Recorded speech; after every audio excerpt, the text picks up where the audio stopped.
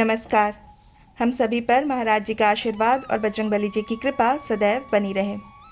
कई बार हमारा हृदय महाराज जी से मिलने के लिए लालायित तो रहता है, लेकिन हम किसी न किसी कारणवश श्री कैची धाम जाने में असमर्थ रहते हैं। हम जा ही नहीं पाते। कोई भी कारण हो सकता है, जैसे हमारी हेल्थ अच्छी ना हो, या हम कैची धाम से बहुत दूर रहते हों, या हमारे पास इतना समय ना हो, या फिर कोई आर्थिक तंगी चल रही हो, या अन्य कोई भी कारण हो जिसके चलते हम कैची धाम महाराज जी के दर्शन के लिए जाने में असमर्थ हो जाते हैं। तो ऐसे में हमें क्या करना चाहिए? सबसे पहले समस्या ये आती है कि जब हम कैची धाम नहीं जा सकते तो महाराज जी का आशीर्वाद हम कैसे प्राप्त करें? कैसे हमें कैची धाम जाने का जो शुभ फल है वो घर बैठे बैठे ही प्राप्त हो सकता है? सबसे पहले आपको ये बता दें कि महाराज जी अंतर्यामी हैं। वो आपके अंतर मन की हर एक बात को अच्छे से जानते हैं। आपकी समस्या से वो बहुत ही अच्छी तरह से अवगत हैं। तो इसलिए पहले तो आप अपने मन को बिल्कुल शांत कर लीजिए, समझा लीजिए कि यदि आप कैची धाम महाराज जी के दर्शन के लिए नहीं भी जा पा रहे तो कोई बड़ी बात नहीं है, क्योंकि महाराज जी तो सर्वप्रथम सर्वज्ञ हैं। महाराज जी की कृपा आप घर बैठे आसानी से प्राप्त कर सकते हैं, क्योंकि महाराज जी सर्वज्ञ हैं। हर व्यक्ति के हृदय की बात, हर व्यक्ति के मन में क्या चल रहा है, ये महाराज जी जानते हैं, और वो बेहतर जानते हैं, हमसे भी बेहतर वो जानते हैं। हमारे लिए क्या अच्छा है, हमारे लिए कौन सी लीला सबसे सटीक रहेगी, महाराज जी से बेहतर इस बात को कौन जान सकता है। तो इसलिए इस बात को आप बिल्कुल अपने दिमाग से निकाल दीजिए, टेंशन बिल्कुल मत लीजिए, क्योंकि महाराज जी अगर आपको अपना कृपा पात्र मानते हैं, वो आपको अपना कृपा पात्र बनाना चाहते हैं, तो आपकी व्यवस्था भी वो स्वयं ही कर देंगे।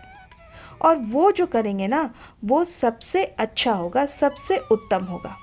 फिर चाहे आपके पास धन की तंगी चल रही हो या कोई भी कारण हो, लेकिन महाराज जी यदि आपको दर्शन देना चाहते हैं, आपको कैची में बुलाना चाहते हैं, तो फिर आप देश के या दुनिया के किसी भी कोने में बैठे होंगे, महाराज जी आपको कैची धाम बुलाने की व्यवस्था स्वयं कर देंगे। इसलिए सबसे पहले आप अपने मन को बिल्कुल शांत कर लीजिए। किसी भी प्रकार का दुख या कोई भी नकारात्मक विचार अपने अंदर मत आने दीजिए, और मन से आप महाराज जी से ये प्रार्थना करते रहिए कि हे महाराज जी, मैं आपके दर्शन के लिए श्री कैची धाम आना चाहता हूँ, या मैं आपके दर्शन के लिए श्री कैची धाम आना चाहती हूँ, तो आप मुझे अपने दर्शन के लिए बुलाइए।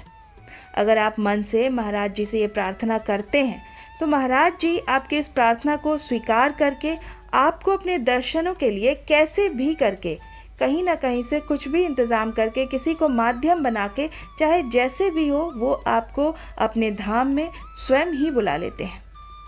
अब दूसरी परिस्थिति देखते हैं। दूसरी परिस्थिति ये है कि अगर आप कैची धाम नहीं जा पा रहे हैं तो आप अपनी अर्जी घर बैठे महाराज जी से कैसे लगा सकते हैं? तो इसके लिए आपको दो छोटे छोटे से काम करने हैं, जो कि आप अपने रोज़ की दिनचर्या में शामिल कर लीजिए, या तब तक शामिल कर लीजिए जब तक आपकी कैची धाम जाने की व्यवस्था नहीं हो जाती है।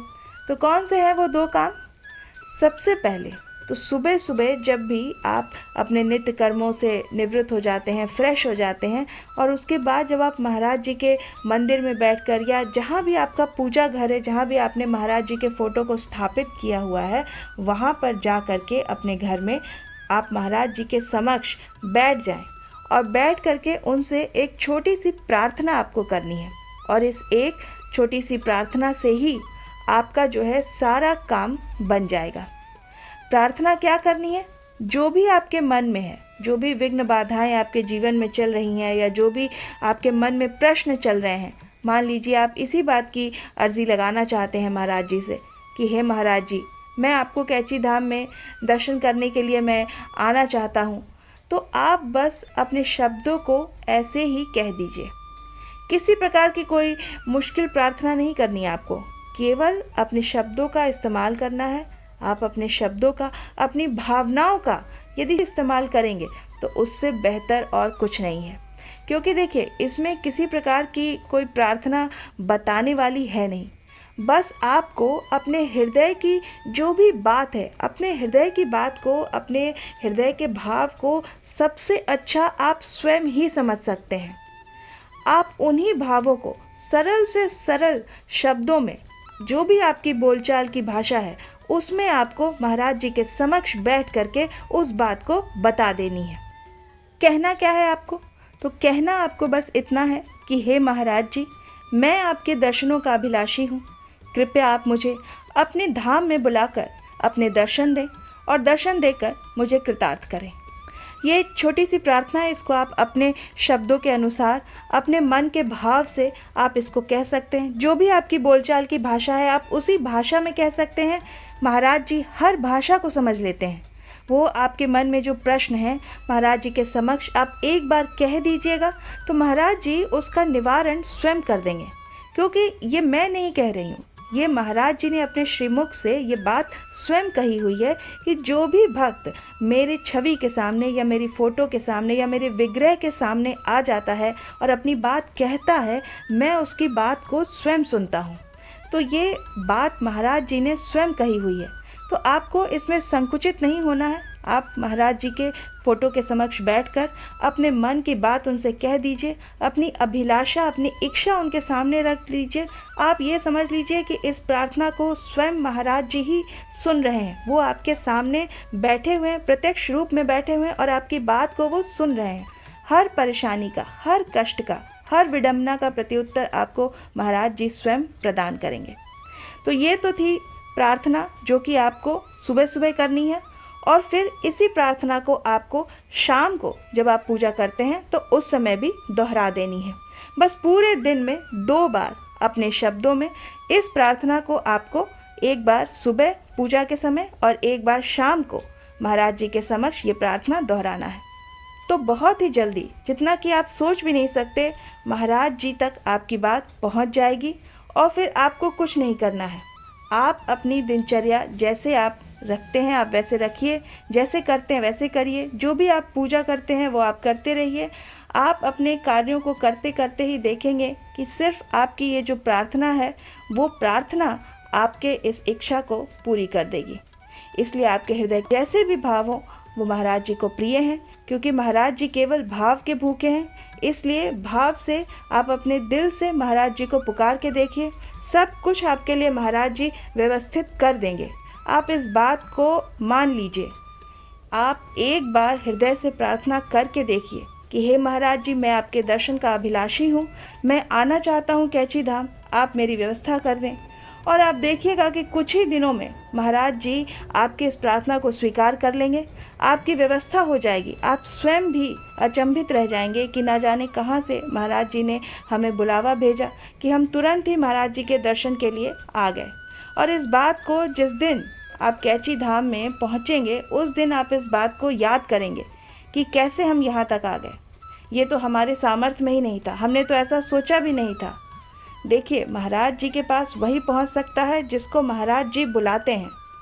आपने सोचा भी नहीं होगा कि आपको लगता होगा कि हम कैची से कितनी दूर रहते हैं, मेरी स्वास्थ्य मुझे ऐसा परमिट नहीं करती कि मैं कहीं इतनी दूर यात्रा कर सकूं।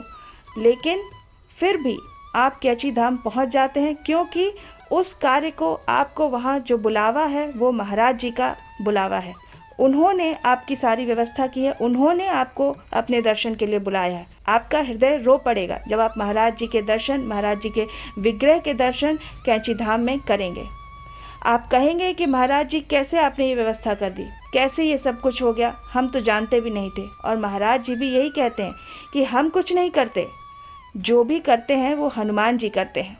और यही महाराज जी की लीला है कि वो सब कुछ कैसे कर देते हैं, कैसे सारे प्रबंध कर देते हैं, कैसे सारे इंतज़ाम कर देते हैं, ये कोई नहीं समझ पाता।